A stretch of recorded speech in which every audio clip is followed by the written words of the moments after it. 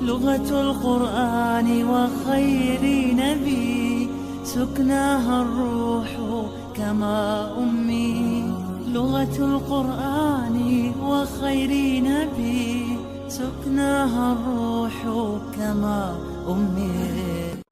السلام عليكم ورحمة الله وبركاته. الحمد لله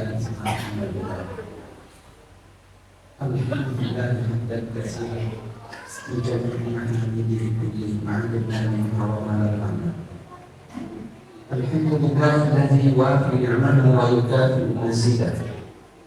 ربنا لك الحمد والشكر كما ينبغي لجلال وجهك وتعظيم سلطانك. سبحانك اللهم لا أحصي ثناء عليك أنت كما أثنيت على نفسك.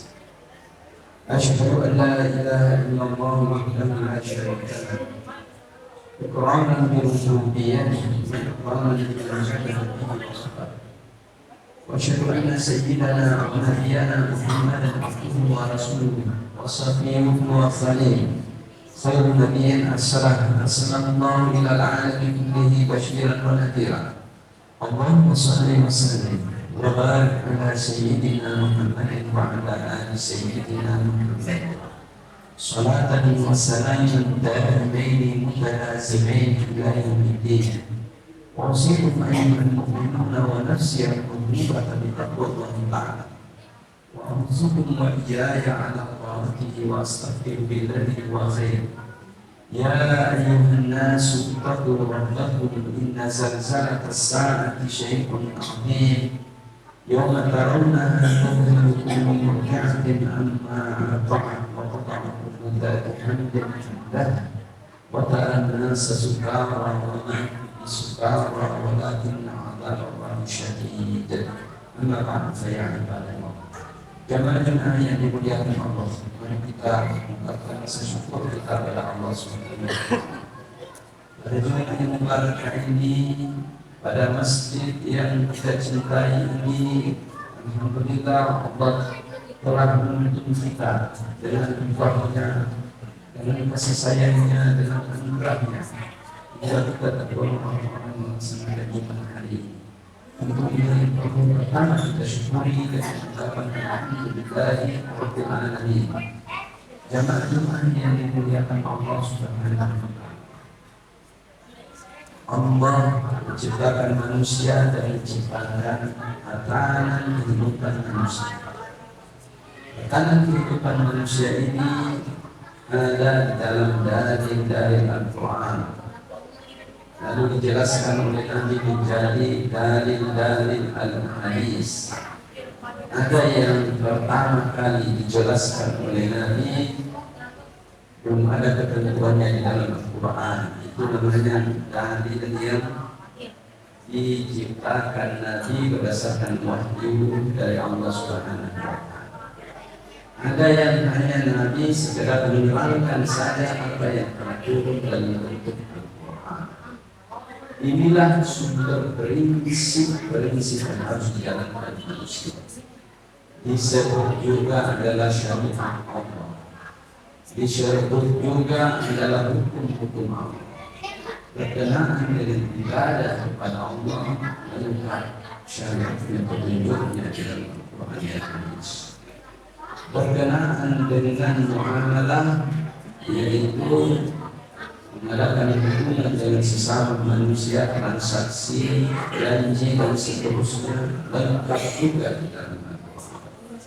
Berkenaan dengan hukum atau tatanan di dalam keluarga antara bapak dengan anak, ya, hak-hak asasi yang ada di dalamnya itu juga lengkap. Inilah yang disebut dengan syariat atau tatanan. Tetapi ada yang perlu kita cermati. Sejak adanya syariat ini, ada hal yang perlu diperhatikan adalah kondisi dan waktu pelaksanaannya. Kondisi dan tempat pelaksanaan, situasi pelaksanaannya. Makanya Al-Quran itu diturunkan pelan-pelan sesuai dengan kondisi yang ada. 2 tahun 2 bulan kurang lebih, ya, dan mengatakan 2 hari Seperti itu lebih penyesuaian. Jadi tatanan hukum Allah ini dikondisikan. Ada yang berupa prinsip sejak zaman dahulu diterapkan berdasarkan kondisi dan waktu zaman dahulu. Setelah ini diterapkan zaman sekarang ini susah dan kondisinya berbeda. Maka penerapan hukum ini harus juga menggunakan perubahan. Yang menggunakan perubahan adalah para mujtahid, ulama-ulama ini yang mengerti status perubahan penerapan itu, bukan orang semuanya secara. Sejak zaman Nabi sudah terjadi perubahan itu. Kita ambil beberapa contoh. Sebelum kita ambil contoh, apakah ada petunjuk disahkannya perubahan itu di dalam Al-Quran? Mari kita lihat surat Hud dan surah Al-Hadid. Kalau di dalam surah Al-Hadid dikatakan, laqad arsalna rusulana bil bayyinat wa anzalna ma'ahul kitab wal mizana yaquman nasu bil qist.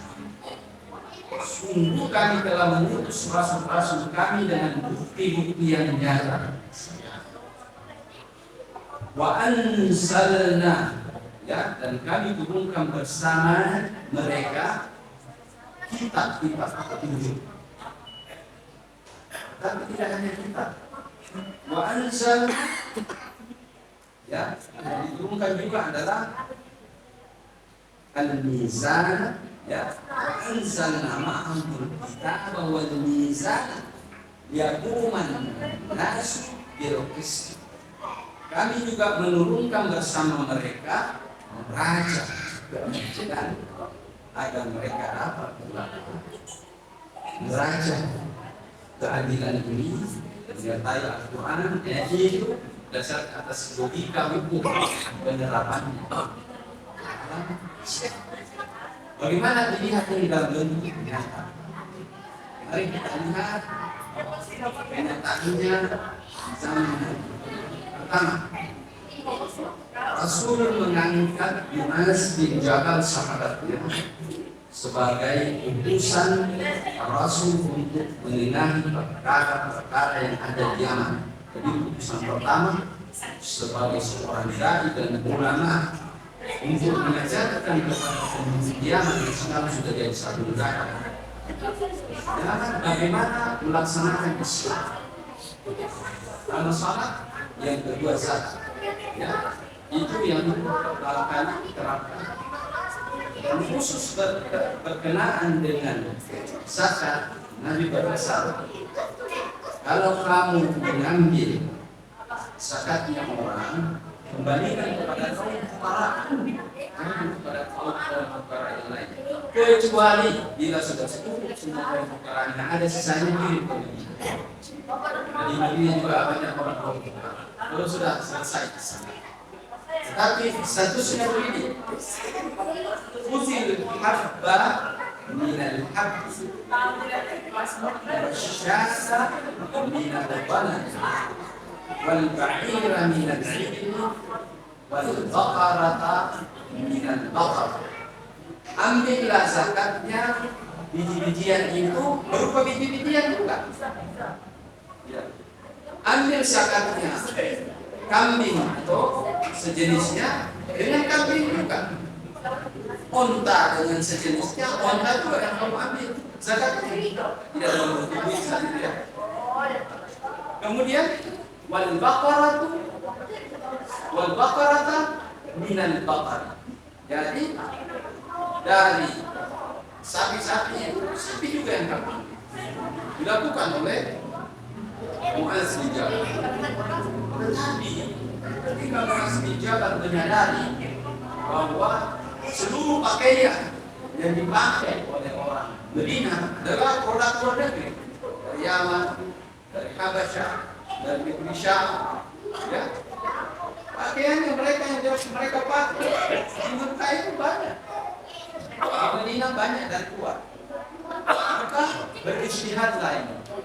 Kalau begitu substansinya dari penjelasan tadi adalah sisi manfaatnya. Maka apa yang dikatakan oleh Mu'azzin Jabal? Kambing bukan kambing yang dibawa, sisanya kambing itu bukan kambing yang dibawa kambing. Bukan juga sapi yang dibawa ke unta yang sisa daripada pembagian sana ini. Tapi itu adalah kemudian pakaian yang karena dia seorang manfaat. Dan yang menjadi perhatian adalah bertukar ini. Hukum yang ditetapkan oleh Nabi berubah karena situasi terbatas. Jadi jangan heran kalau ada penerapan hukum itu berbeda dari prinsipnya. Hukum tidak berubah, tapi penerapannya berubah karena situasi dan kondisi penerapannya sesuai dengan kondisi zaman sekarang. Masih katakan kalau kalian tidak usah yang kalian butuhkan adalah barangnya langsung di. Tapi kalau kami ya sisanya butuh. Itu contoh pertama. Contoh kedua, wanita pada zaman Nabi tidak dilarang beribadah masjid. Tapi perintah wanita. Kenapa? Karena sedikit umat Islam dan terjaga. Maka tidak ada yang berani dan mengganggu. Tidak ada berani sulit-sulit dan seterusnya. Maka Nabi mengatakan, la tamna'u ima'allahi masajidallahi walakin yakhrujna wa kunna tahilati. Janganlah ya kalian melarang Allah wanita untuk mendatangi masjid-masjidnya Allah, tetapi hendaklah mereka keluar beribadah di masjid ya sementara mereka jangan menggunakan fardu, jangan memakai fardu, menunda seperti itu.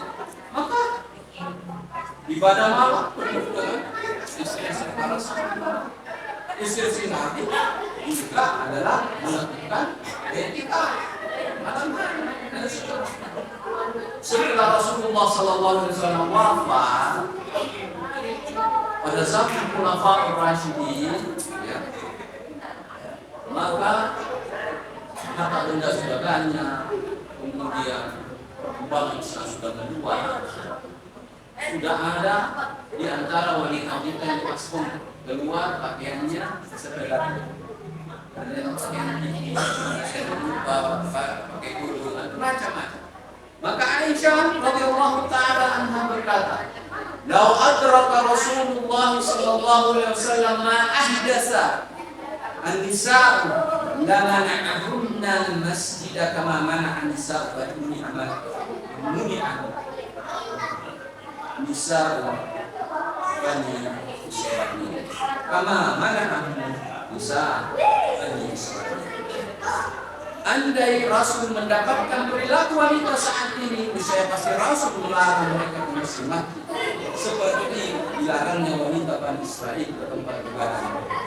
Sejak saat penetapan para sahabat diambil kami mengatakan sebaik-baik ibadahnya kaum wanita adalah di rumah, sebaik-baik ibadah kaum lelaki adalah di masjid. Sejak saat dibatasi sehingga kenapa? Satu lagi, pada zaman Nabi bukan ya industri rumah tangga. Pada zaman Nabi ada industri rumah tangga. Ya, itu banyak tukang-tukang hanya bisa menyelesaikan itu urusan seperti jahit. Kita bawa bahan sendiri, banyak tukang-tukang. Pada zaman Nabi orang itu amanah sekali, tidak pernah barangnya orang itu cacat walaupun dia sudah berdakwah.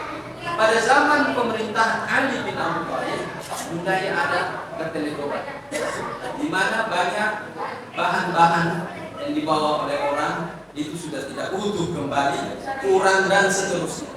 Maka Ali bin Abi Thalib memberlakukan hukum jaminan pada tukang-tukang yang mengerjakan bahannya orang, jaminan barang.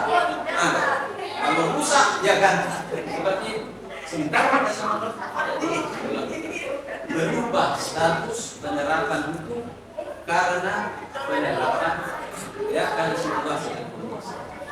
Rasul diminta ketika barang-barang itu dimainkan harga oleh para pedagang. Tetapi bukan dinaikkan, memang harga naik. Ada orang melakukan, ya Rasulullah, barang-barang pada naik ini, tidak ada standar harga. Kemudian mereka mengatakan, ya Rasulullah, bagaimana kalau seandainya semua barang itu naik harga? Barang itu adalah harga pasar.